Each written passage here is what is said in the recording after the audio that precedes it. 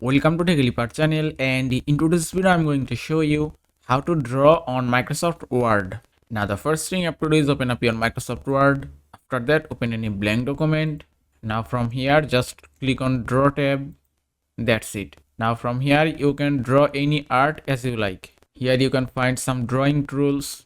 You can see black pencil, red pencil, highlighter, marker, brush pen, and you can use any tool as you want. Also here you can find ruler. Here you can also find ruler. Suppose if I click here, and that's it, you can see the ruler is showing. Now if I select any pencil or pen, and that's it, you can see using the ruler I can easily draw any art. You can see the line has been created successfully. If I put it here again and then select it and then draw a line again, and that's it. Now if you want to move your ruler,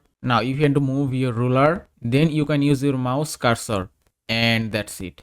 You can see using the mouse cursor I can change the ruler position, and here it is. Now you can draw any line from this side. Also, if you want to change your background, just click on format background option. From here you can choose any background. You can see grid lines. If I select this, and that's it, you can see grid lines has been enabled successfully. Also, if you want to change your pen or pencil color, just select it and then click on this arrow icon. From here choose any color as you like. Now if I draw a line, and you can see the color has been changed successfully. And that is how you can draw on Microsoft Word. I hope this video was helpful. If it was, please give it a thumbs up and don't forget to subscribe.